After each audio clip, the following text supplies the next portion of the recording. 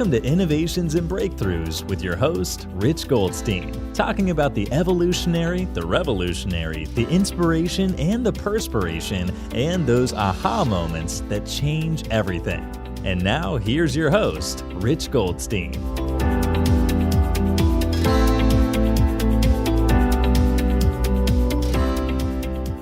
Rich Goldstein here, host of the Innovations and Breakthroughs podcast, where I feature top leaders and the path they took to create change. Past guests include Rick Cesari, Bob Serling, Louis Foreman, and Joe Polish. This episode is brought to you by my company, Goldstein Patent Law, where we help you to protect your ideas and products. We've advised and obtained patents for thousands of companies over the past 26 years. So if you're a company that has software, a product, or a design you want protected, go to goldsteinpatentlaw.com, where there are amazing free resources for learning about the patent process. And you could email my team at welcome@goldsteinpc.com to explore if it's a match to work together. You could also check out the book I wrote for the American Bar Association that explains in plain English how patents work. It's called the ABA Consumer Guide to Obtaining a Patent. I have here today Stephen Key. Stephen Key is the world's leading expert on how to license a consumer product idea. He's licensed more than 20 products on his own. He's also published a number of best-selling books, including One Simple Idea and his latest, Become a Professional Inventor, the insider's guide to companies looking for ideas.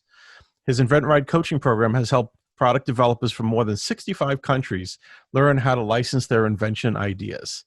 It's my honor to welcome here today, Stephen Key. Welcome, Stephen. Well, thank you very much. It's a pleasure being here. Great. So to date, you've licensed more than 20 ideas of your own. Tell me about the first idea that you licensed. Wow. Let's think. Well, first of all, I was working at a startup company called Worlds of Wonder in the late 80s. And I was manager of design, and the two hit products were Teddy Ruxpin and Laser Tag. And I was working for a company, Rich, and I didn't want to work for anybody else. So I left and started my own company, Stephen Key Design. And I was a plush designer, designing stuffed animals, which is kind of an odd thing to do. And I licensed a little airplane that the wings would come apart to a company called Applause. And it was a very simple plush puppet. And from that point on, I think I was hooked. It was so easy to do. I was surprised. Right. That's amazing. And so it's just like the title says, one simple idea. It's really all it took. It was one simple idea that created value for this company. And so it was something that they wanted to follow up on.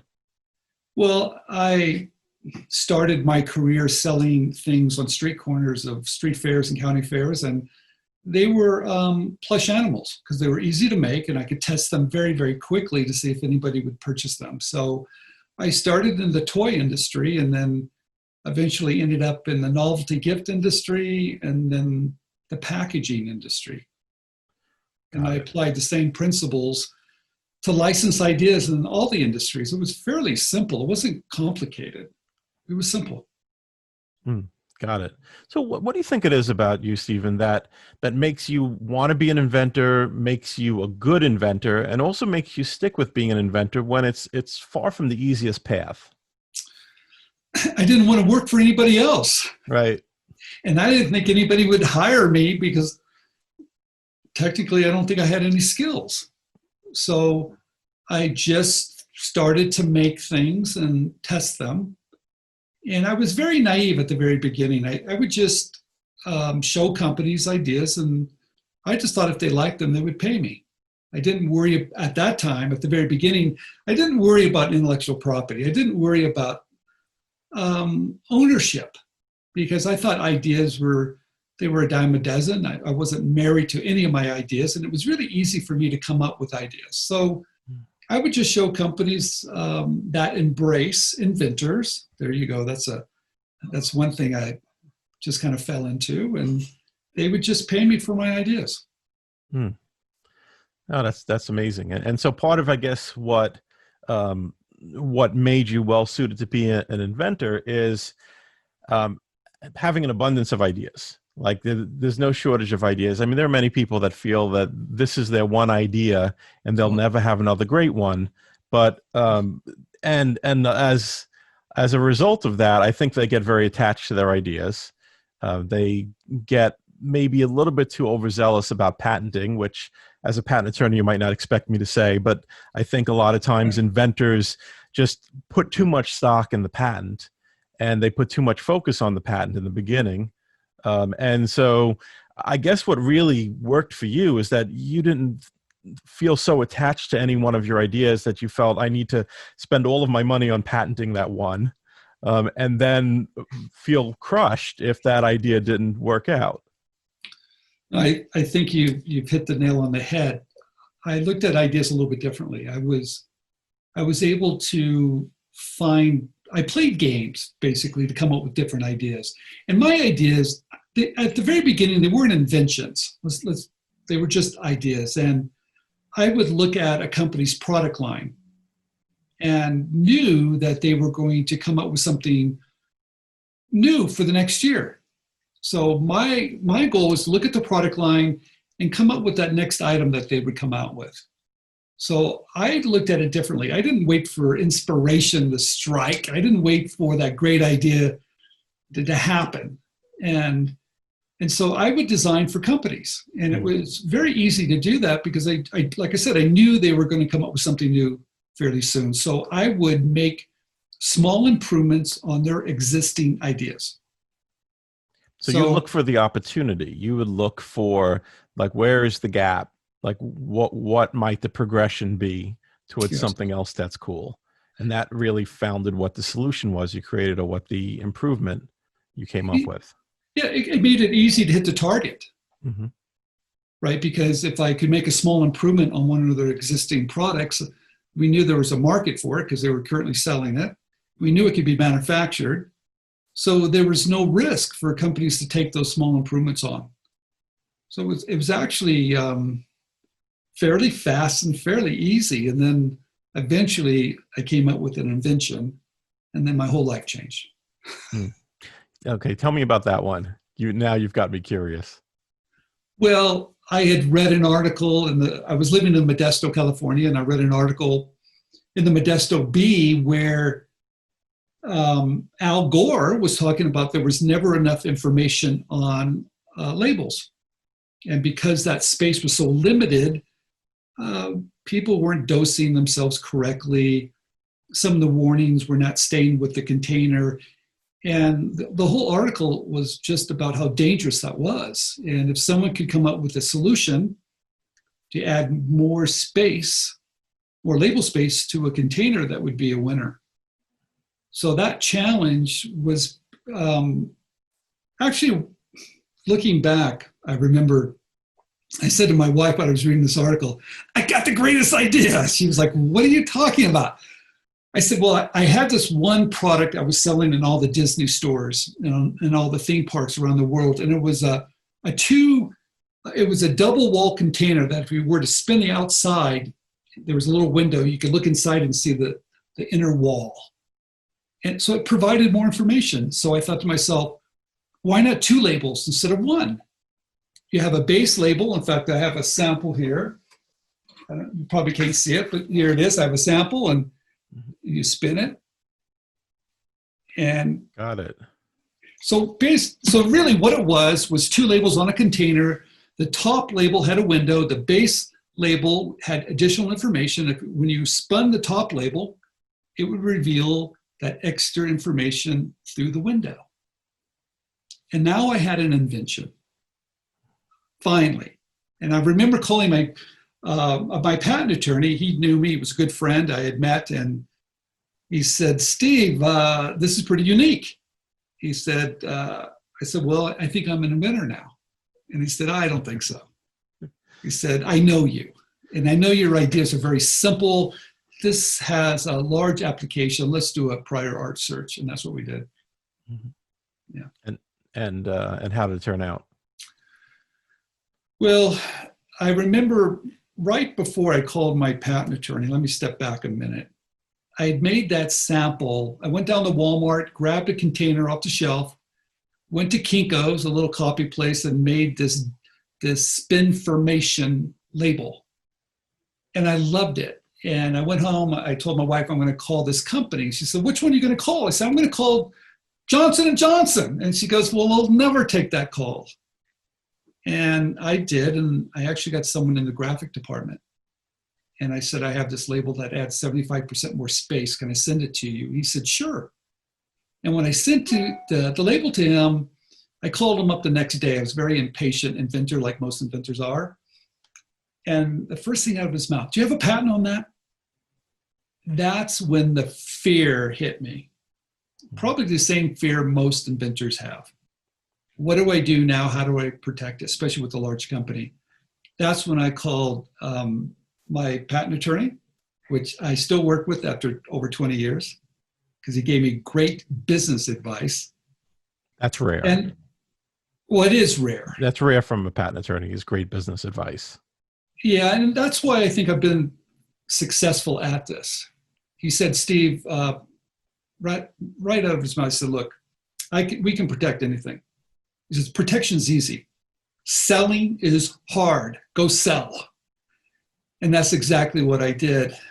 But they did a prior art search, third party, Washington, D.C., and it came back. I spent $1,800.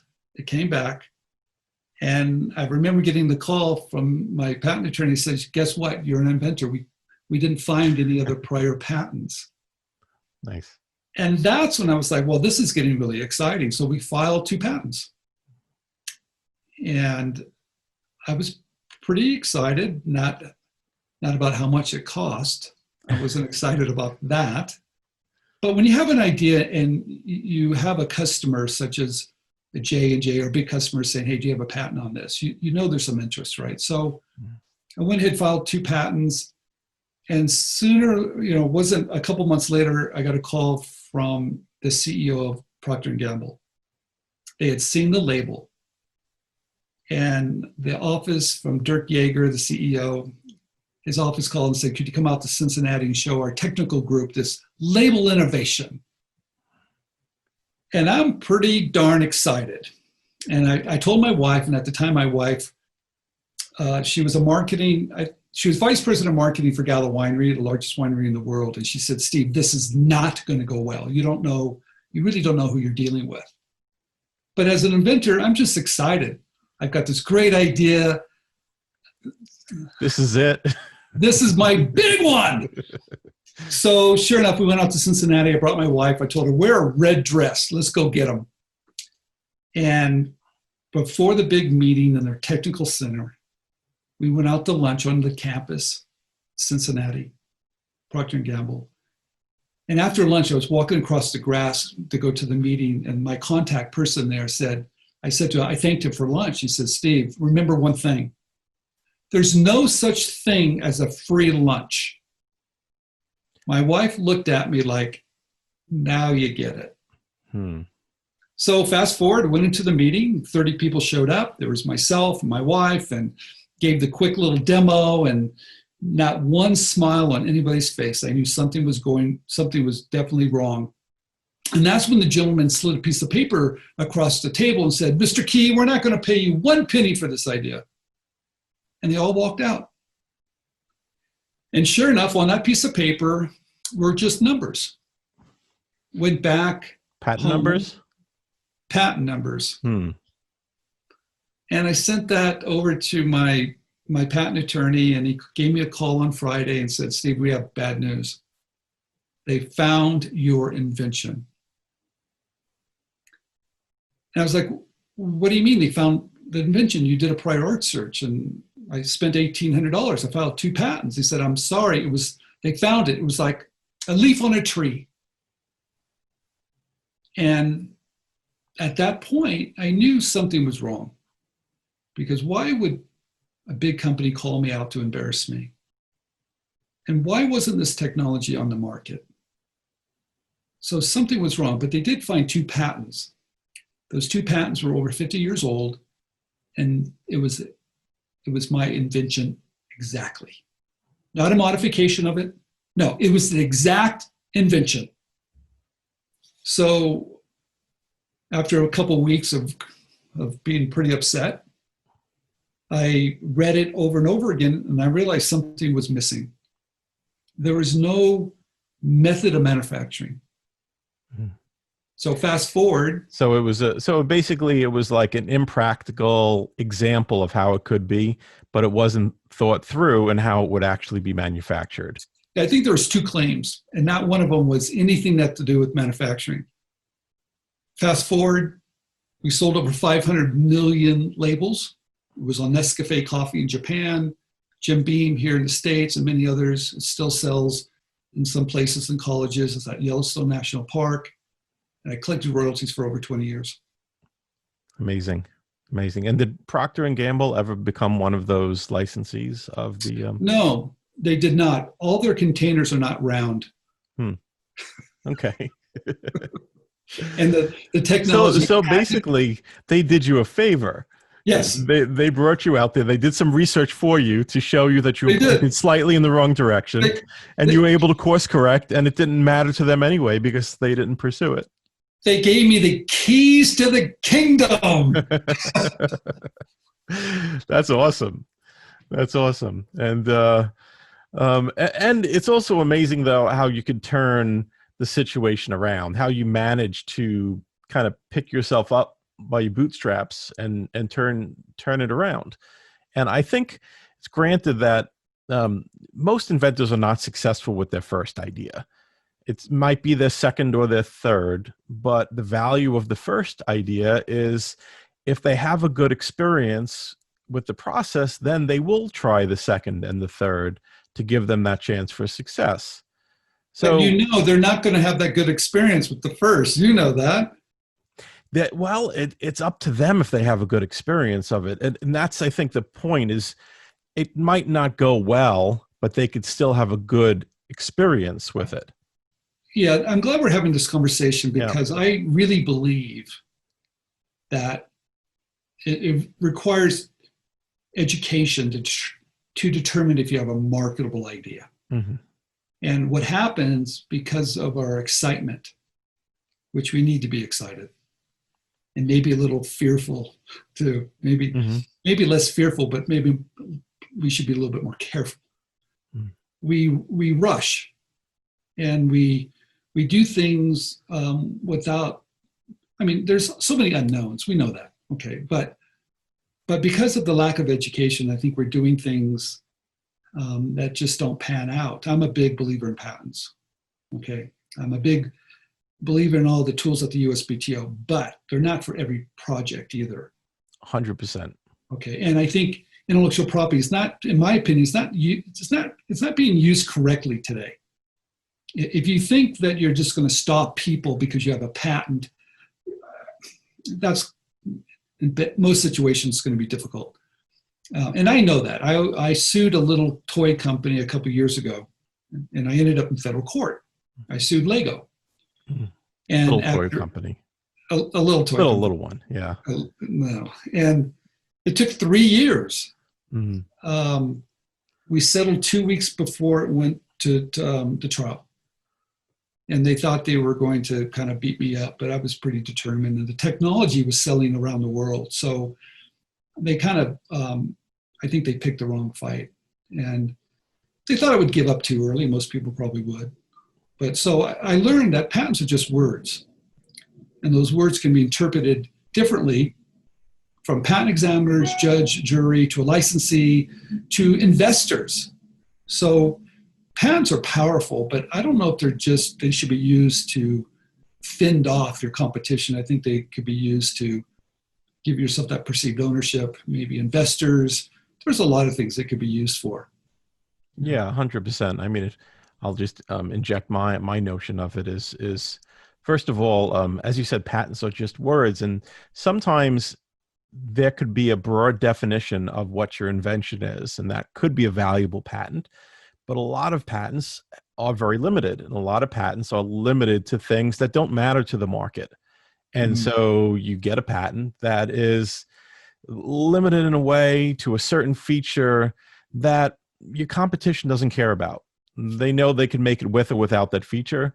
Your customers don't care about that feature particularly. So then it's not a valuable patent. That's part one of what you're saying. And I agree with you. And the second part is I feel that you don't get a patent for the privilege of spending 3 years in federal court fighting off infringers. You get it because it keeps 80% of the others away. And it gives you the leverage that you need to make those licensing deals, to have those joint venture situations come around, and to get the investors on board by the fact that you have rights to something. So it has its value and it has its place, and it's all in context. It's not, it's not a magic sword or shield. I like what you said about, I think you really have to look at your business objectives and make sure that IP aligns up with those pretty, exactly, to tell you the truth. Because what I'll do when I will provide my patent attorney, I'll write a provisional patent application, but I will make sure that I include variations and workarounds. I will make sure I include things like manufacturing knowledge, right?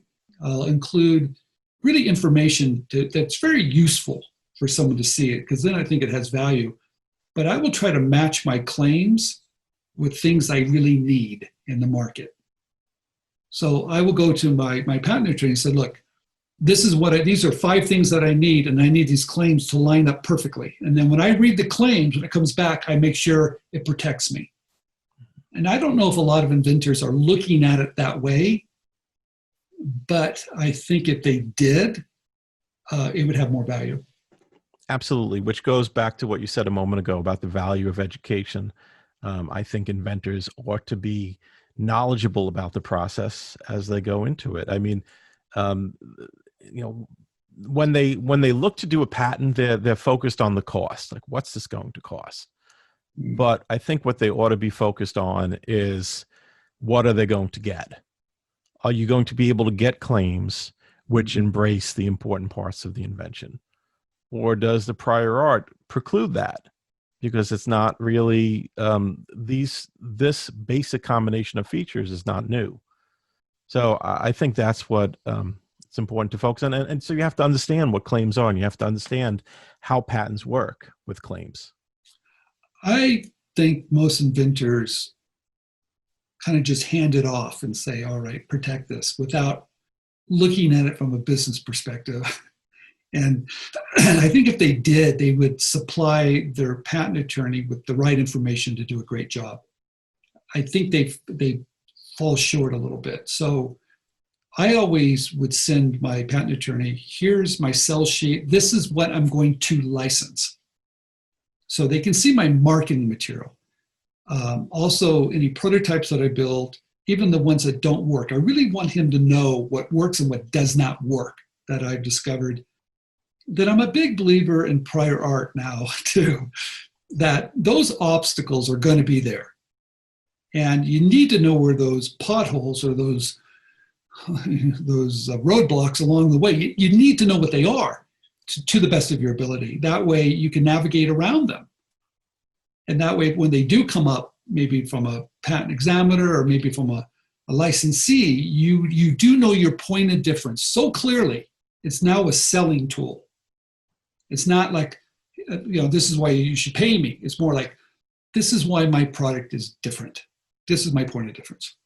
Absolutely. So in essence, it can be a selling tool, and also it can provide that leverage of why they're doing business with you. Now you wrote, and we both get from this conversation that patents have their role, and they can provide the leverage for making a licensing deal, but not always. And you wrote a book, Sell Your Ideas With or Without a Patent. So I'm just curious, what are some of the successful strategies that you've used for pursuing an idea without a patent? Well, most of the ideas that I see that I have a organization called inventRight, where we have students in 65 different countries. I would say the majority, probably 90%, there's no patents, but those ideas still get licensed. But they get licensed because there's a well-written provisional patent application. They get licensed because there's an opportunity that is available for the licensee or for you. So you keep the door open. I remember when the USPTO asked me to come out to give a talk, and they said, Steve, could you bring some of your books? So of course I brought that new one, and it was really, I had a really big smile on my face when they saw that book. Now, Walking into the patent office with a book that's licensed, sell your idea with or without a patent. the things that they like to sell, I'm like saying, you don't need it. But right. What was really great, they understood where I was coming from, of how to write a provisional patent application that truly has value. And that's what I was saying, that the title was intriguing enough for people, right? But it was really about being prepared. And they still invite me back, Rich, all the time. So I didn't do anything. It's really kind of funny. I'm not anti-patent. I'm pro-patents. But it's just a timing issue. It's not, you have to look at the customer, the situation, the landscape of similar products, the landscape, the IP landscape. You have to look at all of it and make sure you're smart about your business. So that's my perspective on it. But what's in the book is really how to negotiate a licensing agreement that takes away fear and also takes away the main component of a licensing agreement. That's that grant of license. What are you granting me? And most licensees want to put a patent number, a claim, an application. And my strategy is to get rid of all of that. License the product. That way it's not tied to IP.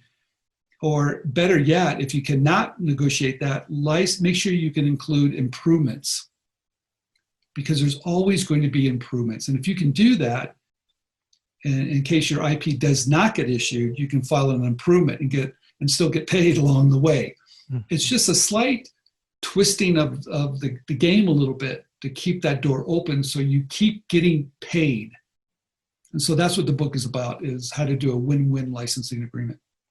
Got it. And I mean, I imagine that one thing that kind of fits into there that helps when you don't have the rights established is relationships, right? Is like, I know some people that are, what's the word, like serial inventors that basically have relationships with certain toy companies and certain other manufacturers, where it's the relationship that has the company take them seriously enough to license multiple ideas from them.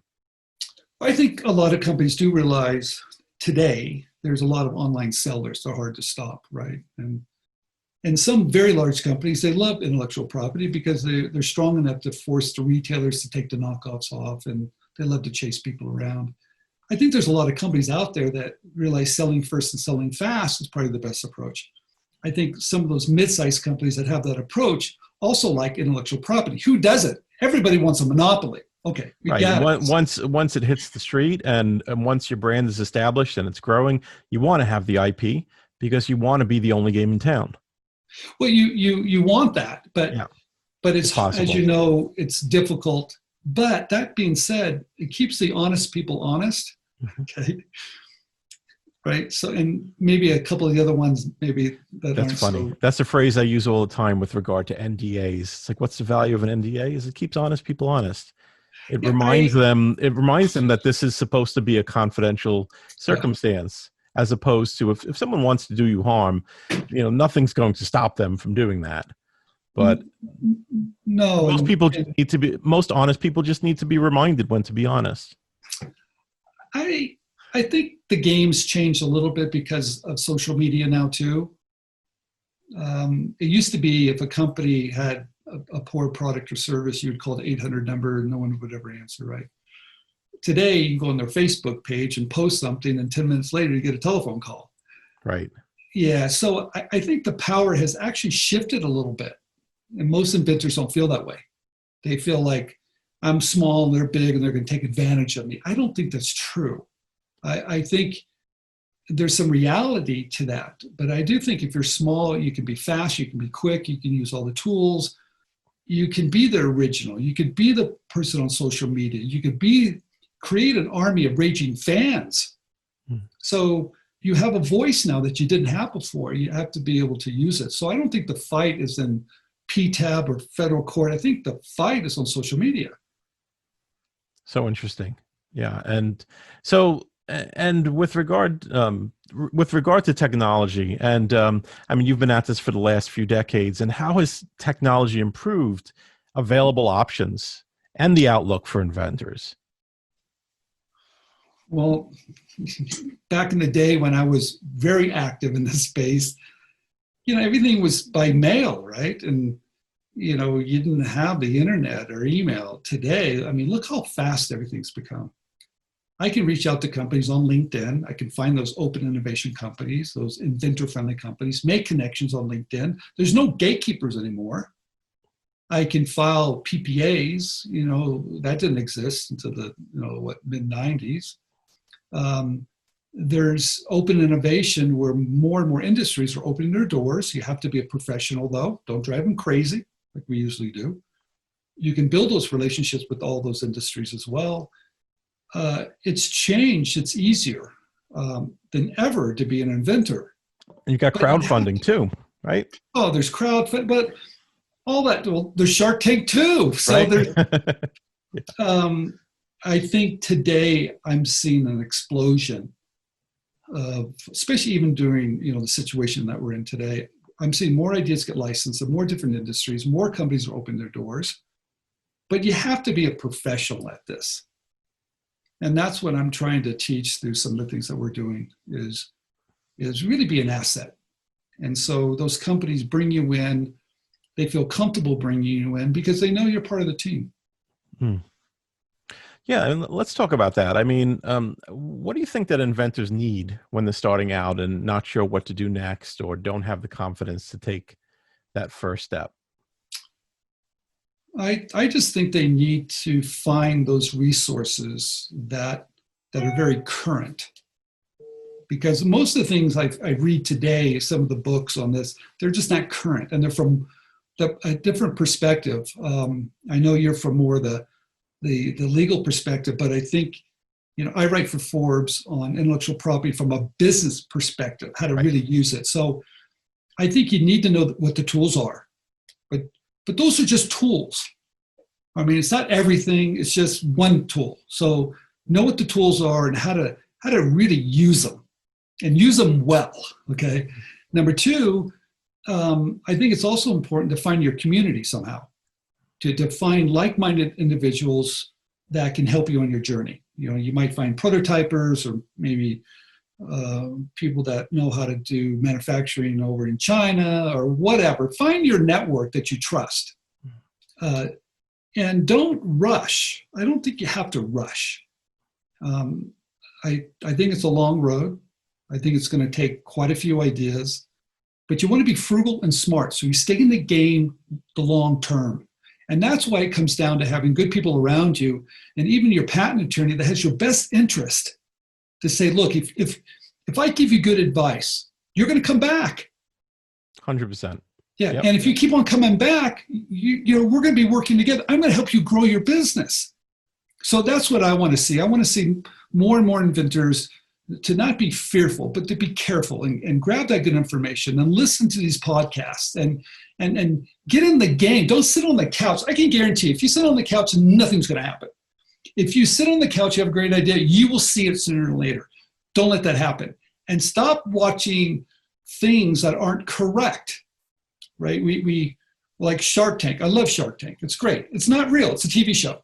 Okay, we get that, and it's fun to watch. It's exciting to watch, right? But what's reality? What's real? Find the guys who are in the trenches.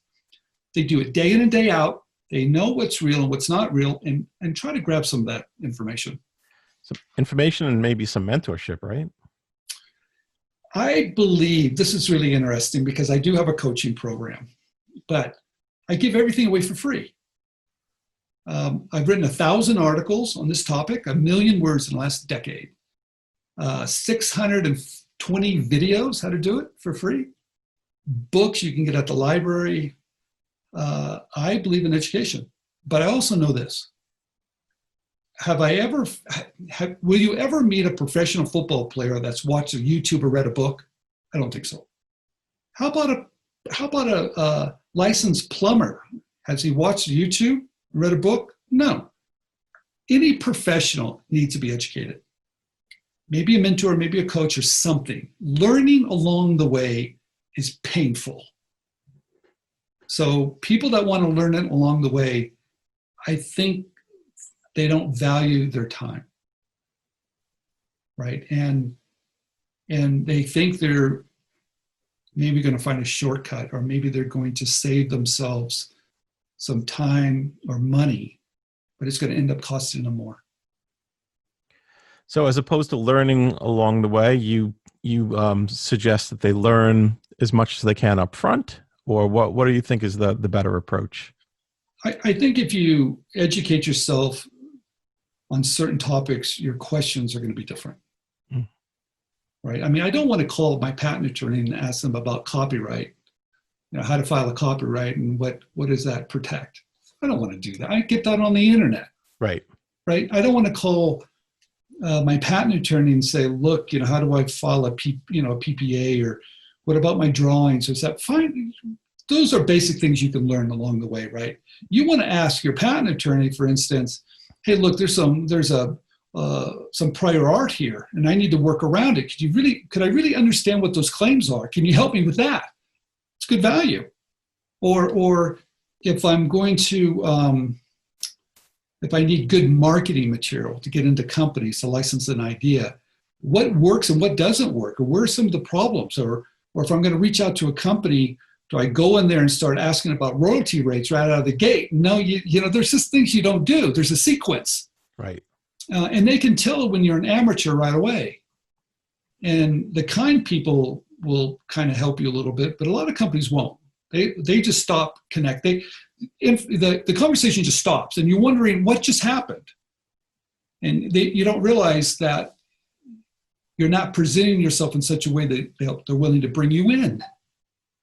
So you have to be that professional. So those companies reach out to you. They see the value, and they're willing to bring you in to have a conversation.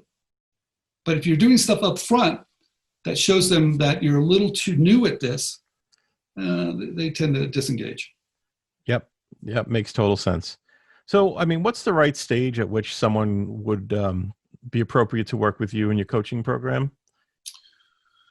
Well, that's a great question. Thank you for asking that.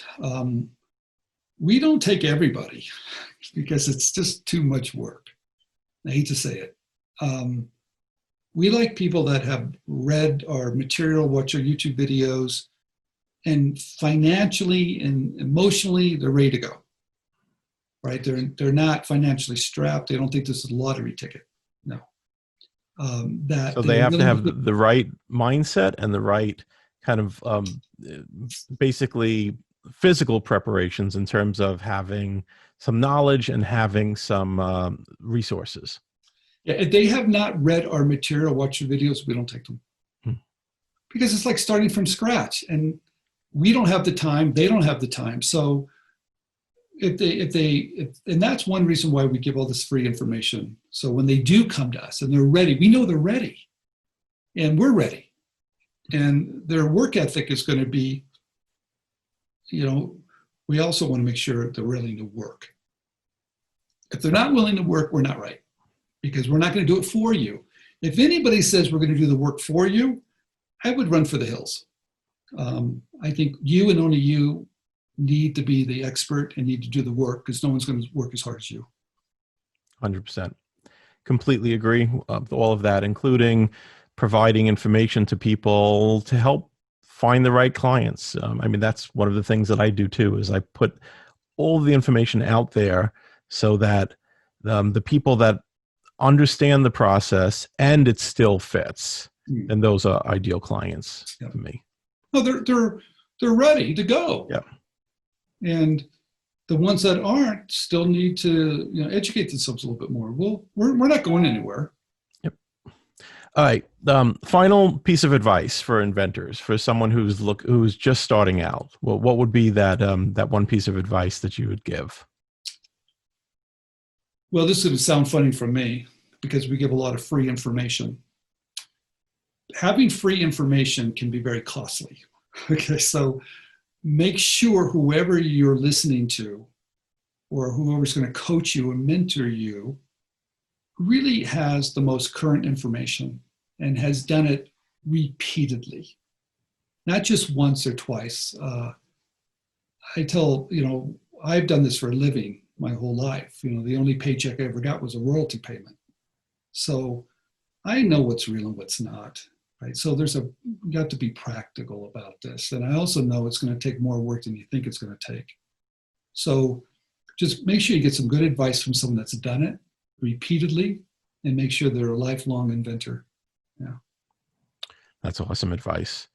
So if someone wants to learn more about you or get in touch with you, how do they go about doing so? Well, I think the best way is start with my YouTube channel. Watch the YouTube video series we have. We have over 620 videos. We put 2 or 3 up a week. And there's 44,000 subscribers. It grows all the time. It's all free. They're like potato chips. Once you try one, you want to watch another one. And then if you're still kind of intrigued by it, go to my website, inventRight, RIGHT.com. There's a lot of free stuff there too. And take a look around, kick the tires. And if you want more information, give us a call. Everything's there. And the YouTube channel, is that on the Stephen Key? It's inventRight TV. inventRight TV. Mm-hmm. Awesome. And I had mentioned that we've been writing for a few years. So if you type in my name, you'll find me pretty easy. Probably too much to tell you the truth, but you'll find me there. And that's Stephen with a PH. With a PH, yes. Great. Awesome. Well, Stephen, thank you so much for taking the time. I really appreciate you coming on the show. Well, thank you. I appreciate you're willing to educate inventors to do the right thing and get them ready, because when they're ready to go. And I think by doing that, you're going to have better inventors, and they're going to come back to you over and over again. So thank you. I agree. Thanks so much, Stephen. Thank you. Thanks for listening to Innovations and Breakthroughs with your host, Rich Goldstein. Be sure to click subscribe, check us out on the web at innovationsandbreakthroughs.com, and we'll see you next time.